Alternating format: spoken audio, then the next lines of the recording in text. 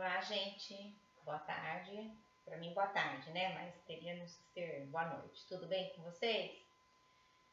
Então, vamos retomar nossas aulas. Fizemos a prova na última aula, já corrigi, já divulguei as notas. Depois tivemos um feriado. Vamos continuar seguindo nas aulas virtuais. Eu queria muito estar em sala de aula agora com vocês, mesmo porque por tudo que está acontecendo, eu queria dar uma conversada com vocês, uma explicada nesse nosso cenário político, jurídico que está acontecendo. Hoje vocês já devem ter visto, hoje é sexta-feira, o ministro Sérgio Moro acabou de deixar o governo, né? Eu gostaria de explicar para vocês como é que está acontecendo, o que foi, como que isso está repercutindo no Brasil. Vocês já devem ter visto que as primeiras repercussões são sempre, a primeira afetada é a economia, né? O que aconteceu? O dólar já subiu, acho que está assim, acabei de ver, R$5,60 e tantos centavos, e não bastando, né? A Bolsa de Valores caiu mais de 7%. Isso em quanto tempo que ele saiu do governo? Deve fazer no máximo 3, 4 horas. Nosso cenário político está bem amedrontador, né? Não bastasse isso, semana passada o nosso ministro da Saúde também deixou o cargo no meio de uma pandemia, como vocês podem ver. Além de se tratar de um assunto mundial, nós estamos passando por isso e por essa crise política, né? Que, pelo que eu percebi, acho que nenhum país passou por essa crise durante essa pandemia, né? Mas, enfim, vamos tentando conversar por aqui, a gente vai evoluindo. Eu vou ver se eu preparo para semana que vem uma aula só sobre esse assunto da atualidade, tá? Não deu tempo ainda de eu ver nada, mesmo porque isso aconteceu agora. Mas só para a gente dar uma pincelada. Conforme nós fizemos a prova, vocês viram, a gente estudou um pouco de Poder Judiciário, de Ministério Público, Legislativo, Executivo, né? Quem que é o chefe? O presidente. O chefe mandou, tem que sair. Ou não concordou com a atitude do chefe, mais ou menos pede para sair. Ou obedece, ou faz sem concordar, ou sai. Tá? Que eu acho que é o que aconteceu com o nosso ministro. Agora vocês vão me perguntar, ele vai ser reconduzido ao cargo de juiz? Ele vai poder voltar ao cargo de juiz? E eu respondo que não. Vocês sabem, eu já expliquei para vocês, a partir do momento que você passa no concurso, assume essa função, o que acontece? Você é titular vitalício, você perde o cargo só se você quiser, tá? E para que ele assumisse qualquer cargo político, ele teve que renunciar ao cargo de juiz.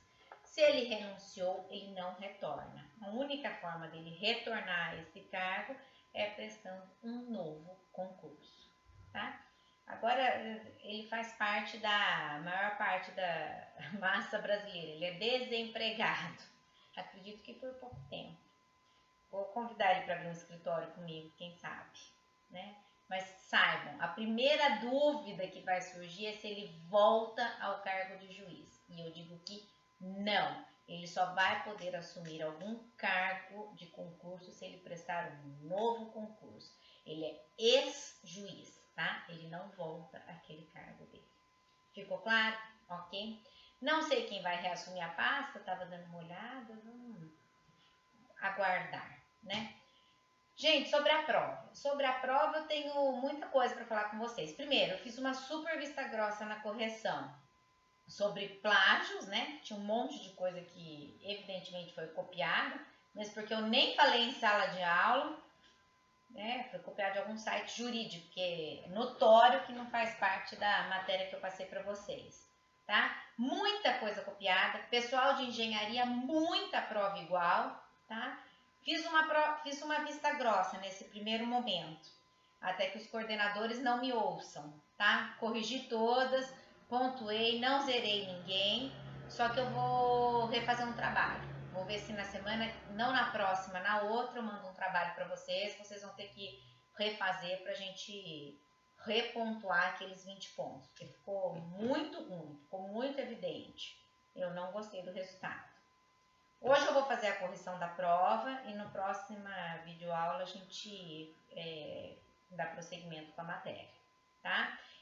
Eu optei por dar as notas e não comentar nos comentários de cada prova, justamente por causa disso, porque tinha muita prova igual e muita prova copiada, que foi evidente. Se eu fosse comentar alguma coisa, eu teria que dizer, ó, prova copiada ou prova igual a do aluno tal, e ia ter que zerar a questão de vocês.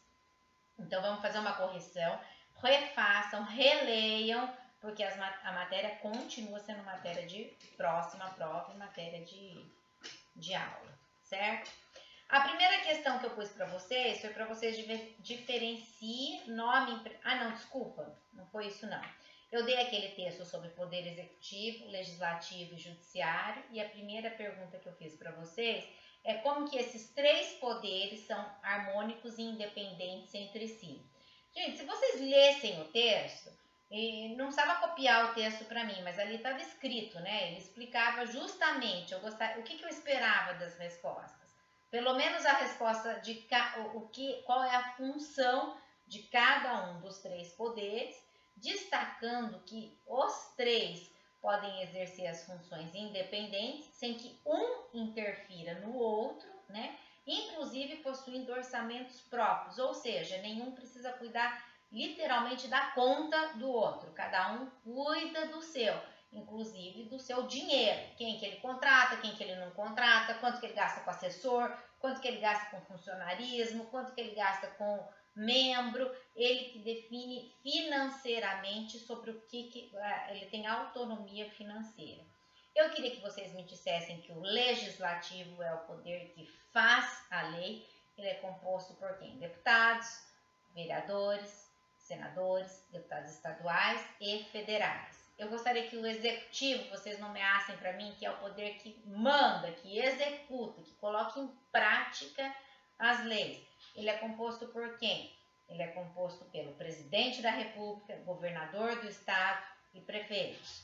E queria que vocês me falassem do poder judiciário, que é o poder que executa, harmoniza, bota as leis para serem legais, de modo que não haja o quê? Nenhum abuso por parte de nenhum outro poder. Ele dirige os conflitos, né? Pautando na paz social, tá? E poderiam também acrescentar e falar um pouco do Ministério Público, que é o que a gente chama de quarto poder, que também possui o orçamento próprio, também exerce a sua função e de forma independente, né? Fiscalizando as leis e os demais poderes, inclusive fiscalizando o poder judiciário. Certo? Ficou claro? Era isso que eu esperava das respostas. Elas precisam ser iguaizinhas ao que eu estou falando aqui? Não, não tem nem como, né? Mas se com a palavra de vocês dissessem e tivessem esses três itens e falando mais ou menos o que eu acabei de dizer aqui. Certo? Tudo bem? A segunda questão. Segunda, terceira, quarta e quinta, eu fiz um texto enorme para que vocês lessem e se baseassem nesse texto. O que eu perguntei? Pedi para diferenciar o nome empresarial e o ponto comercial. Gente, o nome empresarial está aqui na apostila de vocês. O que é nome empresarial? Atividade empresarial regular. Eu coloquei para vocês o que é atividade empresarial. Eu queria que vocês me falassem sobre o nome, o fundo do comércio. O que é? Que é o complexo de bens corpóreos e incorpóreos que formam o estabelecimento empresarial. Teve gente que me falou do nome fantasia, ok, legal. Do nome de registro, ok, legal. Era sobre isso. O que eu queria que vocês diferenciassem era isso. O nome do ponto. Lembra da proteção do ponto comercial? Vocês tinham que me dizer sobre isso. O ponto comercial é o lugar físico aonde o empresário se estabelece. É o lugar ali na Afonso Pena, é a loja do shopping, é o lugar da padaria, é o lugar físico. Era isso que eu queria que vocês diferenciassem. O ponto comercial é a estrutura, é a casinha, o imóvel, né? Que inclusive possui a proteção que a gente estudou em sala de aula. Lembram que eu falei para vocês a proteção do ponto comercial, do nome, comércio? Era essa a diferenciação. Queria que vocês tivessem colocado isso. Muita gente acrescentou a resposta, colocando sobre o nome fantasia, o nome de registro. Ótimo, considerei também. Eu considerei absolutamente tudo que foi colocado, mas precisava conter essas diretrizes do que eu estou falando aqui. A terceira questão, eu perguntava sobre o aviamento. Vocês lembram do aviamento? O que é o aviamento? O aviamento é aquela organização que faz com que o negócio funcione. É a organização, é a forma como aquilo roda redondo, como que aquilo acontece. É o meu fluxo de caixa que entra, meu fluxo de caixa que eu vendo, é o funcionário que chega a tal hora desenvolve tal função, é outro funcionário que sai tal hora já desenvolvida a outra ou iniciada do próximo funcionário, é a minha organização, é o redondo da coisa, tá? É um bem imaterial, incorpóreo, por quê? Porque eu não pego, né? Não faz parte não é a mesa, a cadeira, o computador, ele é um bem incorpóreo e que obviamente integra o valor do estabelecimento empresarial. Ele não só integra, como ele é o principal valor, ele é o que mais vale, ele é o verdadeiro caro do negócio, aquilo é o que é o mais valioso, é o bem mais valioso, é o aviamento, é essa organização. Na nossa casa, nós temos o nosso aviamento, ou seja, aonde está guardada a roupa tal, a outra roupa sempre fica lá, a comida, a nossa despensa funciona daquele jeito que já é perto da cozinha, você usa o pó de café e guarda no mesmo lugar, aonde que está. Esse aviamento, essa organização para que o negócio flua de maneira menor, é o nosso chamado aviamento. E sim, ele integra o valor do estabelecimento comercial. Não só integra, como é o bem mais valioso dele, tem um valor, você vende o aviamento. Lá na outra questão do trespasse, nós vamos ver. O aviamento integra e ele tem um preço e caro por isso. A próxima questão, eu pedi para vocês diferenciarem a fundação, a associação e a sociedade. Essa a gente viu em sala de aula ainda, antes de todo esse tormento virtual, e eu falei para vocês, eu vou cobrar e vou pedir isso na prova. Era muito simples, né, gente? Muita gente escreveu um monte de coisa, explicou um monte de coisa, copiou um monte de coisa, mas ok, eu considerei. Mas o que eu fazia questão que vocês colocassem em cada tópico era o quê? Primeiro, a sociedade. O que a sociedade visa? Ela visa o lucro. Eu quero a junção de uma ou mais pessoas, porque hoje em dia eu tenho a junção de uma só pessoa, com a finalidade da obtenção de lucro, dinheiro. Eu trabalho para que aquilo dê um dinheiro, preciso do lucro. Na associação, eu não viso lucro. O que é? Ela é a junção de várias pessoas. Na associação, eu não posso ter associação de uma pessoa só. A sociedade, hoje em dia, eu posso. Ela já é permitida que eu tenha sociedade de uma pessoa só. Mas na associação, não.